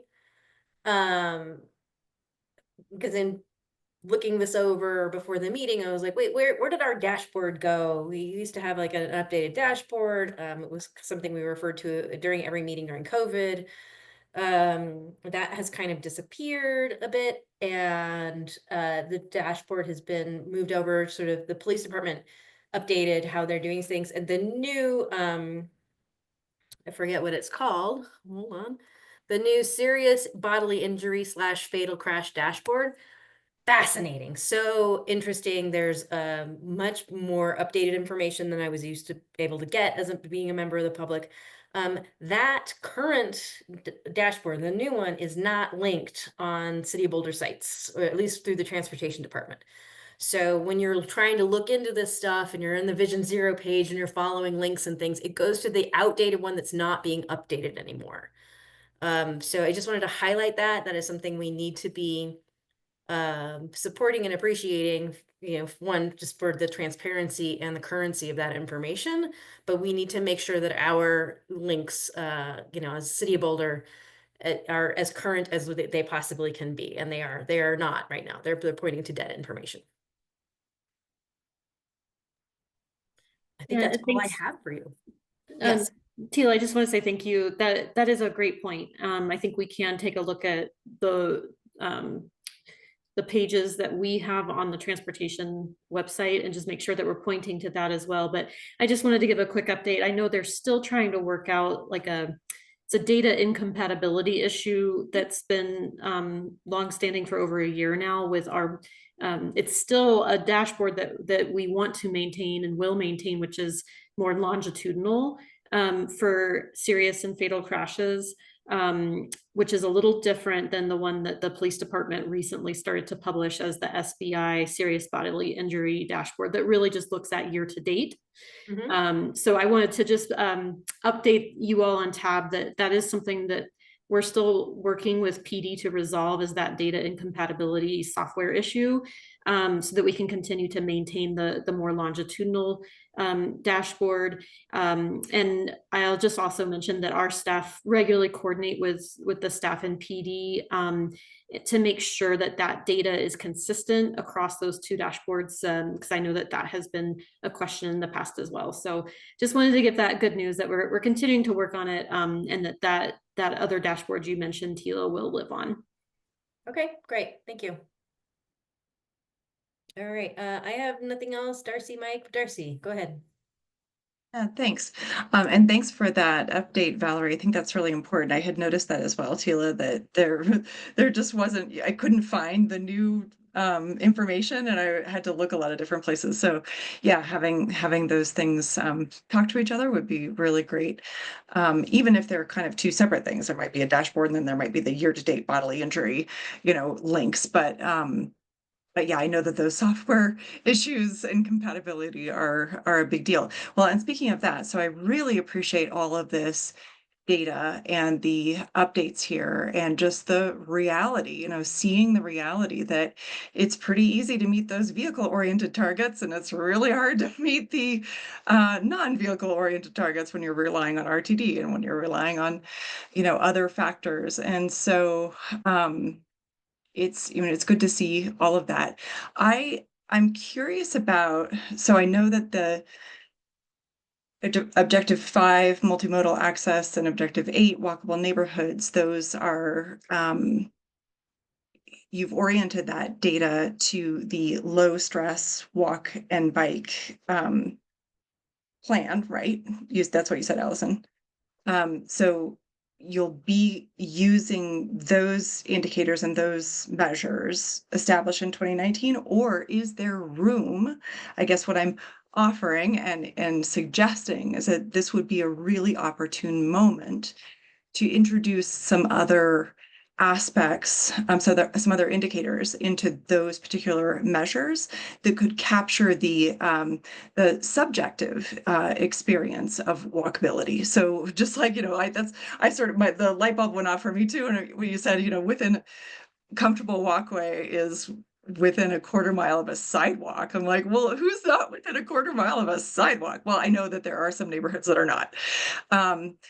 But, just having access to a sidewalk doesn't necessarily mean that you're comfortable, doesn't necessarily mean that you can go anywhere on that sidewalk. And it doesn't necessarily mean that it works for you, right? That it may not be wide enough for your family. It may not, there are lots of different factors, right? So I would encourage you to work on, or to integrate some measures that can really capture the experience of the facilities, and that can be done in a way that is easy to, qualitative information is not easy to track over time necessarily, but there are a couple of questions you could ask people over time that could capture that comfort. Is it really comfortable? Is it really useful? And I could help you with that if that was of interest. But yeah, so just integrating some measures that could really help us get at the reality of walkability and the reality of multimodal access, because those are things that we don't have a lot of really great measures for right now, and they don't necessarily correspond with people's lived experience. And so I think bringing some of those in would be really forward thinking on the part of Boulder, and would help advance this wonderful kind of data array and portal that you have. So absolutely. Thank you, Darcy, for that. Yeah, and when we work on that next strategic update and work on updating any of these objectives as needed, we'll certainly look into that. But in the meantime, feel free to send me any of those suggestions, and I can track them in these notes, so we do have those for the future. That'd be helpful. Thanks. Yeah, and just to piggyback a little bit on Darcy's comments, I will note, and we hear this every winter, that like the walkability of a neighborhood varies quite a lot in Boulder. based on the weather conditions and the compliance by neighbors to clear snow and ice from their sidewalks. And we don't have a great mechanism for tracking that. You know, even if we're just relying on reports that are done through Inquire Boulder or asking for enforcement, that's very subjective and spotty. It is not universally reported and complained about. And I think it's legitimate. And I think if we really were serious as a city about prioritizing pedestrians like we say we are, then we should prioritize that as a city responsibility. I think it's a failure common to a lot of municipalities, but it is a failure of our municipality to outsource that to private citizens when it is public right of way. So in my way, I had to note my objection for the record on my way out the door. And I'm always hopeful that these kinds of comments and complaints and notations of where we're falling short will translate into better funding, better advocacy for you know, funding these things in the future, better thinking about, you know, not putting it on your shoulders necessarily, but pointing out where we are falling short as a community. So I'm not trying to give you extra work. I'm just saying we don't know this stuff and we ought to be making it a priority. That's all. Tila, if I may, I'll use this as an opportunity to plug a citywide effort that all TAB members may be interested in. So coming up this year, there will be discussion at council about the city's long-term financial strategy. Part of that conversation will be talking about what are the levels of service that we are or are not providing, and what would be the necessary funding to achieve those levels of service. And so I feel like Tila, the comments that you and other TAB members have had over the past few months about topics like the snow and ice sidewalks issue that you just highlighted, those will be things that will be great to register in that process as that conversation is happening at council. And so I just wanted to give that quick plug because I do feel board and commission members have, you know, a role to play in tracking and listening to that conversation that will be coming to council because it's a citywide level conversation. Thanks, appreciate that, Valerie. Okay, I think we can move on. Thank you so much, Chris, Stephen, Allison, appreciate it. It is something I'm curious about. I love the data. So thanks for that. Now we're gonna move on to matters. I think we have a brief update on matters from staff about the email that came in just before our last meeting about just park and ride access for bicycles. And if there's anything after that, I will be happy to entertain it. Yeah, thank you, Tila, for introducing that. And I'd like to welcome both Stephen Riho as well as Alexandra from Boulder County, who is here tonight to speak to this. And just as a reminder for TAB members, this you know, really came out of some questions from the last TAB meeting in which a community member who has a group who are interested in understanding bike parking opportunities around the city had raised just some questions around the downtown bike and ride station. So this is what our staff will describe tonight. And really the purpose of this matters from staff item is to give TAB the clarity that you had requested around the operations and maintenance and how this shelter works, just to learn more about that. So I'm going to hand it over to Stephen. Thank you. Hey, thanks again, Valerie. And just want to confirm folks are seeing the slide. Great. So with that, again, my name is Stephen Riho. I'm the city's transportation planning manager, joined by Alexandra Phillips, who is the senior bicycle planner at Boulder County. And tonight we're pleased to bring you this update on the bike and ride shelter that our groups partner on to maintain and operate at the downtown Boulder station. So with that, the presentation will follow this flow of background on the shelter, specifics on operations and maintenance, and then how folks can use and interact with this shelter. Hi, everyone. Good evening. I'm Alexandra Phillips, the bike planner for Boulder County. I just want to say that because it is Tila's last meeting that I just wanted to thank Tila for her comments on every time I have presented to TAB on the Diagonal Bikeway and the North Foothills Bikeway, and also coming to the Board of County Commissioners hearing on the North Foothills Bikeway. Your comments have always been really helpful and resulted in a better project, and I really hope you continue to be involved in those projects. So the background on the bike and ride shelters, the first two were installed in 2011. That was the 30th and Diagonal one, and one at 8th and Kaufman in Longmont. The downtown Boulder Station one was opened in 2015. It's a free program. You do need an access card, but it is a free program. And the operation and maintenance is specific to the location. Right now, Boulder County manages 6. Normally we have 7, but the 8th and Kaufman one has been dismantled for about a year while they are rebuilding the whole park and ride in Longmont. I think next slide. So the operation and maintenance is split, and we do the county manages the card access, and that involves sending out the cards to people who fill out the forms, the form that's online, and also working with the contractor who manages the actual system, which is run on a modem. We actually did replace all the modems several years ago to be 5G compatible. So there's a lot of background maintenance that happens with the card access. And I'll hand over the second bullet point back to Stephen. Great, yeah, so appreciate that background on how you all operate the shelter. The city of Boulder is responsible for performing maintenance activities at the shelter and performing tasks like cleaning and trash removal.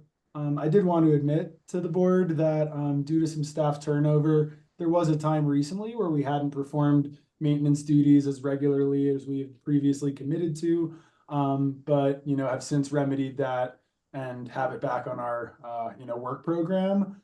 I did also want to mention that we sometimes run into challenges with the winter months, that we can't perform all of the maintenance, such as power washing, when the weather is below freezing. But thankfully, as the weather improves here in the coming months, that becomes less of a challenge, and our subcontractor can perform all those maintenance activities when they visit the shelter. And so, the city of Boulder is committed to maintaining the shelter per our agreements, and is also in conversations to explore how we can keep that space tidier into the future. To you, Alexandra. Thanks. So how to use the shelter. I have a feeling several of you have cards. I'm not sure, but you go online, you go to bikeandride.org, and there's an online form you fill out. And in the last 6 months, we changed that form that now you have to upload a photo ID and pick 3 shelters that you want to use. You can also pick, there's the 6 that Boulder County manages, and then there's others that Broomfield manage and Community Commuting Solutions manage. So there's even more shelters than just the 6 that Boulder County manages. You also need to read and agree to the full terms and conditions. Those terms and conditions are also sent out with the card when it's sent in the mail, and it usually arrives within 5 to 7 days. And occasionally we do send out an e-newsletter to everyone whose email is in the system. So that's how the system works for the public. And so with that is our update. Appreciate the time to share a little background on how the bike and ride shelter at downtown Boulder Station came to be and how it's operated and maintained. Thanks, Darcy. I saw your hand first. Okay, thank you for presenting about how they work. But what was presented to us last month, and that I subsequently had a conversation with the person who spoke during public comment about the condition of the bike shelters, has not been addressed here. So I'm curious. I mean, I hear you, Stephen, when you say that maintenance perhaps has been performed since since we were presented with the condition analysis last month. But the person, I think, what was her name? Trish. Thank you. Yes. Yeah. So she had very specific concerns about the usage of the cards and how people were accessing these shelters who were not authorized to access them, and who, and that bikes were actually being stolen. So I'd love to hear any updates you have about how that the issue that was presented to us. Do you have any updates on that? Actually, if I may go first, Stephen, unless you had. Thanks, Alex. Go ahead. So I talked with that community member, Trish, this morning, and also gotten several emails from her, all very helpful. She also pointed out some links that were broken on our website, some old information. All of that has been updated, and I've asked her to keep an eye on it for us as we as things like that happen. For example, several years ago, we went from a .org email to a .gov. All of the .org emails still work, except for the ones that don't have an actual name on it. So the bikeandride.org is now only bikeandride.gov, but that's been fixed. There's some maintenance issues. One was at the Table Mesa Bike and Ride, where the door was sticking, and maintenance people are looking into that and trying to address that. It might take a little bit to resolve. And she also pointed out some old information that was actually in posters on the shelter. Both of those have been removed from the Walnut Street shelter. And then we had a long conversation about the cards. And about 2 years ago, all the cards that hadn't been used in 2 years were deactivated. And I'm still getting emails from people saying, oh, I haven't used my card in a really long time, but I plan to use it when a lot of people use it when they're actually going to the airport for a week or, flying out. So we're still running into people that haven't used their card in many years. So we did that. We can look at deactivating. There's some very old cards in the system. I think a staff member at Community Cycles probably has the oldest card in the entire system, but that staff member is using it regularly, so it hasn't automatically been deactivated. We could look at that. The cards are plain white cards. In the very corner it says ICT, and then these grayish numbers. So if you find a card, you don't really know what it's for. So we've always felt that can help. But I'm going to look into more ways to make the cards secure. I'm not sure exactly how any remedies that we can do in that direction. We will look at those. We also strongly encourage, including in the terms and conditions, people to use U-locks. I have to say that nothing is completely secure. Nothing. I had a bike stolen from a Buddhist meditation center. So it can happen anywhere, and no matter what you do, your bike, your car, your home is not completely secure. But we're working on it as best we can. And I also need to say, even though they're not on this call, that the RTD security at the 14th and Walnut shelter always keeps an eye on the shelter. While they're there, they're not there 24/7, but while they're there, they're very, they've called me when they've seen suspicious activity. They are partners in helping it be more secure. Thank you, Alexandra. I appreciate that. And I appreciate the actions that you've taken since talking with Trish. She had really specific, things to point out, and I appreciate that you've done that. I hope that that we can develop ways to make these shelters really, more secure. I hear what you're saying, that, nothing is perfectly secure, but because bikes are such an easy target, and they're such quick, they're quick money for people, right? Like we have to make sure that people can use these shelters confidently. So yeah, thank you very much for the actions that you've taken, and I hope that can increase security about these shelters. Thanks. Mike, I saw your hand up, but then you put it down. Yeah, I would echo what Darcy said in in Trisha's presentation, she shows photos of 14th and Walnut in December and 6 weeks later in February, where you can see a lot of leaves and garbage in both cases. And it seems like some of the same garbage is still there 6 weeks later with a bunch more. So that's a long time to go with all that garbage there. But I also had a question because she mentions the website is busthenbike.com, which I tried and that does work. And you were saying bikeandride.org, and I wasn't able to get that work, or bikeandride.gov. If you go to bikeandride.org, that will bring you to the website. The Bike and Ride, the email bikeandride.org no longer works.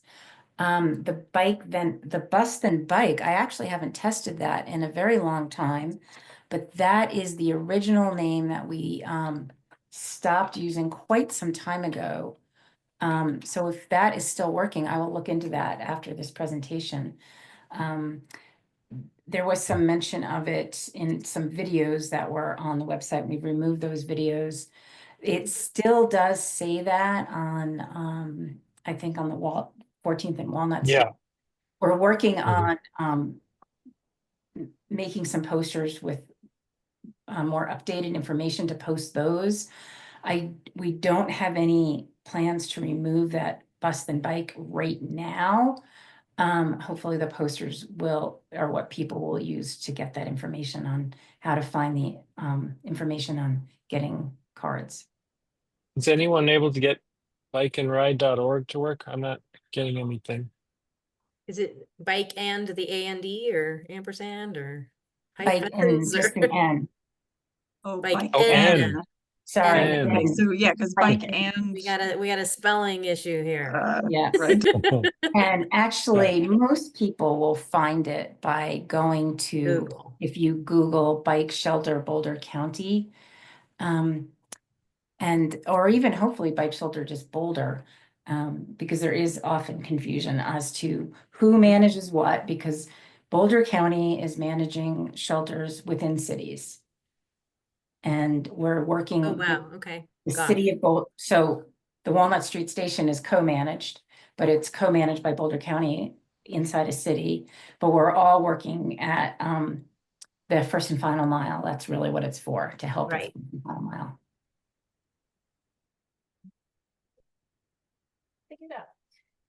Is there any reason, what's the rationale behind saying your card can only work at 3 stations now?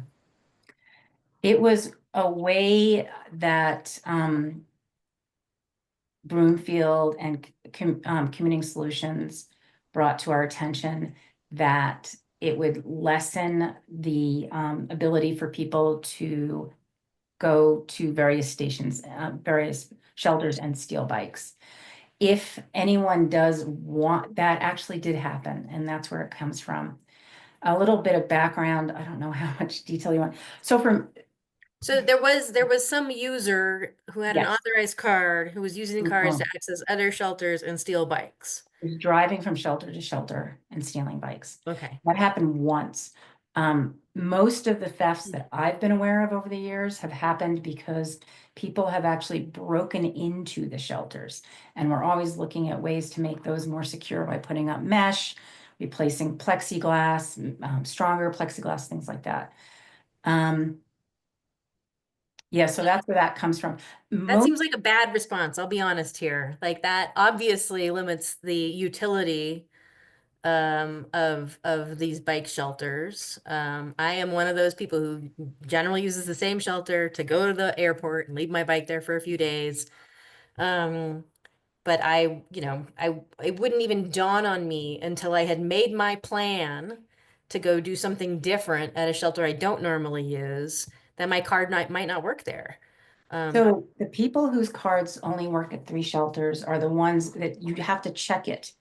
And if you do want more than 3 shelters, you can just contact us and that's very simple. Your card, since you've had it for quite some time, does access all the shelters still. Okay. So. Do you trust me to not steal the bikes? Yes. Mine's Yeah. the best one anyway. I don't want anybody else's. So, it's not a perfect system, but that's what we have. Okay. All right, I appreciate this update. Thank you so much. I think Darcy, your clarifying question was super helpful. It's clearly still not answering everything raised there, and I think some of the things are just not capable of being addressed. But I do want to compliment Trish for the hard work that went into that, a lot of background work. And that that Alex has opened up, a communication channel with her and her group. So appreciate your responsiveness, right? The system is helping. I love it. Thank you so much. Thank you. Anything else? Updates from staff? And Alex, thanks for your kind words. Thank you. Yeah, I just wanted to echo that. Thanks to Alexandra for being here tonight and working closely with Trish Emser with Bike Boulder. Staff have been in regular communication with her since, goodness, I think maybe October or November of last year. We've plugged Trish and her group into many ongoing efforts at the city, as well as her coordination with the county. She's been involved in, bringing ideas forth for bike parking as part of the AMPS effort and other things. So I just wanted to assure TAB members that we have been working closely with Trish for a number of months now. And yeah, just really look forward to continuing to improve some of the features that she has illuminated, and yeah, appreciate all of the work behind the scenes, and in making sure that her input has a place to go, that we're getting her to the right folks to help address her issues. So again, thank you again for being here, Alex. Thank you. Thanks for the invite.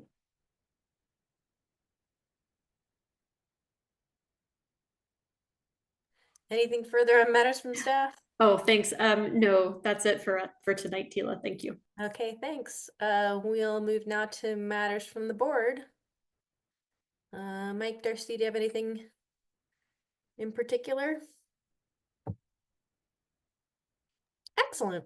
Oh, Darcy, nope, no. Okay. No, I was just gonna say no, I don't think so. I'm gonna miss you guys. You won't get rid of me, don't worry, I'll still be here, but I won't be able to interrupt the flow as much. It has been super gratifying. This has been really a lovely experience. I really appreciate you guys. I'm not gonna cry. You too. Thank you for everything you've done. Valerie, how do I get my sign? I know I need to get in touch with you, and maybe I can entice you out for a coffee or a lunch to say thanks as well, and then I can give you your signs then. I do eat lunch, that's true. Thank you so much for that. And Meredith, it's been a pleasure. You and I from the get-go. It's nice to have some faces that have gone the whole way. Chris, you've been there. Allison, you've been there. Really appreciate it. And Melanie, Garrett. Yeah, I'm not going to do an honor roll, but really appreciate it. And at this moment, I believe, unless we have any future agenda items, thanks, Garrett, I will entertain a motion to adjourn.